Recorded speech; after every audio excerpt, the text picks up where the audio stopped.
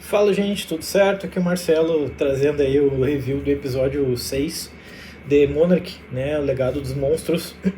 E nós temos aí então um episódio que segue aquele drama que nós vimos no episódio 5, né, onde nós temos a morte do Hiroshi. Foi uma coisa meio inesperada, assim, bem pesada, na verdade. Eu não estava esperando por isso. Na minha concepção, esse foi o melhor episódio que a gente teve nessa temporada até então, né, o 5. E agora nós temos o episódio 6 que dá seguimento a esse drama. Só que, não sei, eu acho que o episódio 5 foi tão bom que o 6 ele não conseguiu meio que manter a mesma intensidade, obviamente, né? Porque é impossível, já passou a morte do cara ali e tudo mais. Agora a gente tem um drama mais voltado do que se segue. Nós temos o velório dele, nós temos ali o Kentaro, um episódio que tem um foco grande no Kentaro e tudo mais. Eu não sei, eu não consegui gostar, mas eu acho que é injusto comparar com o 5 também, porque o episódio 5 é voltado para outra coisa, né? Novamente não tivemos batalhas de monstros, a não ser aquela brincadeira lá que os produtores fizeram, né, de mostrar o Godzilla e o Titan Rex brigando em Tóquio, mas na verdade era tudo um sonho do Kentaro, que passou muito rápido, assim. De novo, CGzão de qualidade, computação gráfica de primeira, sabe?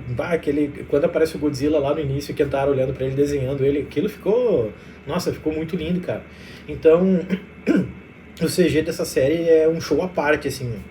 Claro que tem a galera que reclama, né? De que, porque não tem luta de monstro, que não sei o quê, porque tem que a série não sei o que lá. Mas, gente, em primeiro lugar, não é uma série focada em monstro, né? Óbvio que eu quero ver luta de monstro, eu sou fãzaço do Godzilla, sempre que ele aparece eu fico muito feliz. Mas é uma série que não é voltada pra isso, né? Tanto que o nome da série é Monarch, Legado dos Monstros. Não é Monarch, Monstros em Ação. Ou seja, Legado dos Monstros, ou seja, Herança dos Monstros, é o que os monstros deixaram ali, né? Tipo, o drama todo, a Monarch é um legado dos monstros. O drama todo que essa galera vive ali é um legado dos monstros. Ou seja, não é a luta dos monstros em si, mas o que fica deles, beleza? É uma galera tentando se reorganizar depois do D-Day, né? O dia G, depois que o Godzilla meteu o louco lá em São Francisco e tudo mais. Então, é uma série focada mais no drama humano, como nominalmente, né? Já deixa muito claro nesse sentido. Então, óbvio que eu não vou ficar sempre todo episódio falando dessas questões, porque eu acho que é chover no molhado, no fim das contas, né? A gente sabe, se é legado dos monstros, é uma série focada nos humanos ali que viveram, que sobreviveram à passagem do dia G e tudo mais. Então, nós temos aí esse episódio, onde nós temos um funeral, né? Uma cerimônia fúnebre muito bonita, cara, do Hiroshi. Isso é uma coisa que eu sempre digo, como essa série tem um respeito muito grande pela cultura japonesa, eu acho isso muito legal, cara. A gente, para quem não sabe, né, grande parte dos japoneses são cremados. Mais de 99% da população japonesa é cremada.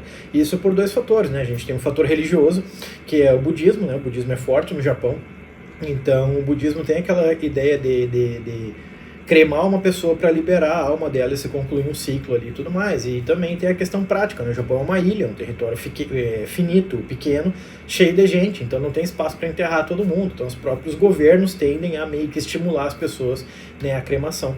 Então nós temos um velório típico japonês ali, com muitos incensos budistas. Muito bonito, cara. Aquela foto do Hiroshi lá com a faixinha de luto preta ali, bem como é mesmo, de fato, um velório japonês. Então isso eu achei muito legal. E aí eles vão lá e essa morte dele meio que racha o grupo, né? Nós temos o drama ali do grupo rachado, porque aqui tá basicamente o Kentaro tá bravo com a Kate e tudo mais, e aí fica brigando, dizendo que ela é culpada pelo Titan X. A Keiko obviamente fala que não é pra eles brigarem. Ou seja, tá tudo, cada um foi pra um lado, assim, basicamente, né? O Hiroshi era meio que um elo de ligação entre o grupo ali. Então, consequentemente, a gente acaba tendo cada um seguindo o seu próprio caminho. Como os outros episódios, ele também vai ter muito flashback, né? Os flashbacks desse episódio eu não gostei muito. Os anteriores lá a gente teve, né, Santa Soledade, Titan X lá, o Lee Shaw e a Keiko mais novas, o Bill e tudo mais. Aqui eu achei meio chatinho, mostrando lá o ano de 58, né, um ano antes das missões começarem lá no Cazaquistão. A gente teve a Monarch lá no início, início. Entendi toda a questão, a importância disso, mas, sei lá, achei meio chatinho, tanto que num dado momento eu já tava olhando para outros lados, eu já tava com a cabeça em outro lugar, eu tive que voltar no episódio para começar a prestar atenção de novo em alguns elementos, porque realmente não me prendeu tanto a atenção como deveria, assim. Mas tudo bem, também é uma questão de gosto pessoal, tá? Vai que tenha gente que tenha gostado, vai que tenha gente que tenha achado interessante. Eu, particularmente, não gostei muito dessa pegada aí, voltada para esse flashback. Então, nós tivemos ali o drama, de novo, que o familiar, que eu acho que é meio cansativo um pouco, né? O drama do DT, a traição, e aí o Lee, a Keiko e tudo mais, o Bill, e fica toda aquela treta, aquela enrolação. Então, isso acaba me incomodando um pouco, tá? Mas, óbvio, isso aí faz parte da série, faz parte da proposta do negócio. Nós vemos ali então um Kentaro que está completamente desolado, ele vai acabar encontrando a Mei, e aí ele meio que dá em cima da Mei, mas a vida do cara tá uma droga também, né, cara? E aí a Mei também não dá moral pra ele fala, tu gosta, na verdade, tu não gosta de mim, na verdade, né, tu gosta da Kate e tal, daí o cara vai embora. Aí do nada aparece uma pessoa lá, meio, quem é essa pessoa aqui, mano, né? Aí nós estamos vendo a filha do Walter Simmons, o cara da Apex, que a guria tá ali meio que pra servir de isca pra levar ele, tipo, é um bagulho muito fácil, assim, chega a guria, bota o número dela no telefone dele, eu tô tomando ação por ti ali, eu já fiquei, mano, não venha com esse papo aí. Dito e feito, né? Nada é fácil nessa vida, não, porque Kentaro então nem se fala, né, mano? Aí o cara vai lá e acaba descobrindo, então ela deixa, né, vazar que ela tá ali meio que pra fazer o serviço da Apex, né? E a gente vê então que o Kentaro fica bravo, sai dali, volta pra casa, tentou ficar com a Mei, não rolou, perdeu o pai, depois ele tá andando lá e aí do nada ele começa a pensar talvez na possibilidade de ligar pra ela, tá, mas o Kentaro então vai pro lado obscuro da força, o Kentaro vai pro lado da Apex, não quer mais saber de Monarch, não quer mais saber da Keiko, não quer mais saber de nada. Gente, é óbvio que isso daí eu acredito que seja um grande plotzão, né? Então, óbvio, talvez a parte mais legal visualmente falando é o sonho dele, que acaba sendo aquela pegadinha, né? Mas, pô, só de ter o vislumbre do Godzilla, né, brigando ali com o Titan X em cima de Tóquio, talvez a coisa mais japonesa do Godzilla, né? Então achei muito legal a cena, pena que foi curta demais também, né? Até ri a hora que ele acordou, assim. Aí eu falei, só podia ser sonho mesmo, né? Não teve nenhum drama, só começou do nada aquela batalha. Ele encontrou, tipo, todas as pessoas possíveis dentro daquela rua, né? Então encontrou a Mei, encontrou, tipo, porra, a Kate, todo mundo andando naquela rua. Eu falei, cara, como assim? O mano tá em Tóquio, encontrou a família inteira dele andando numa rua, com mais de 30 milhões de habitantes, tá o mano circulando lá com todo mundo. Então aquilo ali já tinha dado a entender que, cara, deve ser sonho isso aí. Mas mesmo assim, né, a gente fica um pouco, droga, queria que fosse um pouco real. Lá no funeral, né, a gente tem o Lee Shaw encontrando o Dr. Suzuki. E o Suzuki é um cara que já apareceu antes, mas tipo bem mais novo e tudo mais, que é o cara que ajudou a fazer o dispositivo lá, aquele dispositivo meio que serve, aquele dispositivo magnético que serve para quase como uma isca de monstro, né? Então nós vemos eles indo para casa do Dr. Suzuki e o Lee Shaw do nada enlouquece lá, vendo que o cara fez um dispositivo com upgrade assim, com o objetivo de encontrar o Godzilla e chamar o Godzilla para um lugar específico para fazer esses monstros brigarem lá. Eles querem evitar a todo custo que o Godzilla e o Titan X briguem dentro da cidade, matem todo mundo e tudo mais. Então vamos empurrar eles pra lá. Só que a Keiko, né, a cabeça da Monarch dela, ela olha pro Lee e fala, meu, que história, tu tá louco de tentar fazer um troço desse? Não é assim que funciona, mano.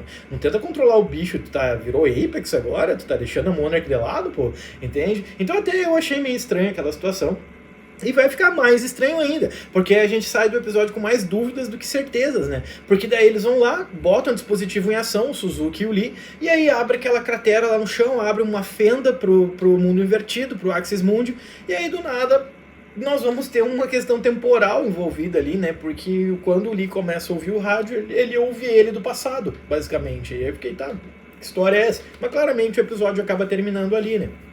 Mas então a gente fica com mais dúvidas do que certeza. Óbvio que esse é um episódio que não é um filler, mas esse é um episódio que ele está construindo um caminho para outras questões que nós vamos ver. Agora nós temos o 7, 8, 9 e 10. Ou seja, ainda tem 4 episódios pela frente, dá para construir muita coisa nesse processo aí. Eu entendo que a galera tá caindo muito em cima da Kate. Nesse episódio também, nós temos uma Kate chatinha ali, que daí ela entra lá no fundo do lago e usando um dispositivo ali operado pela Keiko para tentar meio que ela tem essa conexão neural com o monstro. ela meio que entra lá no fundo para tentar, sei lá, meio que se comunicar neuralmente com o Titan X, e ela diz então que ele tá desesperado, que os sons que ele emite são de desespero, de que ele tá perdido, na verdade. Então, o que tá rolando, né? Esse é um episódio que serve para construir caminhos que vão se desenvolver em outros episódios. E eu acho que o que a gente tá vendo agora, na verdade, no fim do dia, é o que vai nos encaminhar para o final da temporada. Só que será que abrir tanto arco assim? Agora tem o Kintaro, talvez voltando-se pro lado da Apex. Nós vemos lá agora o Lee falando com ele do passado. Nós vemos a Kate tentando descobrir o drama do Titan X. Nós vemos a Mei, sei lá, sendo a Mei. O que a Mei quer? Agora quer voltar a fazer amizade com os manos da Monarch. Tipo, tem muita coisa para acontecer ainda, entende? Então, mesmo que tenha 4 episódios pela frente, eu não sei, mano. Tem que tomar um certo cuidado aí para conseguir não acabar abruptamente, mas conseguir fechar todas as arestas. Eu confio que vai dar, porque, enfim, até agora o que foi mostrado tem qualidade, apesar desse não ter sido um episódio lá muito legal, eu acredito ainda e confio que a série vai trazer coisas boas ainda até o final. E pra quem tá querendo luta de monstro, óbvio, vai ter, né? Óbvio que vai ter mais pra frente, e eu confio que lá no penúltimo ou no último episódio. Valeu, gurizada, tamo junto aí, um abração, e é isso aí, é nóis.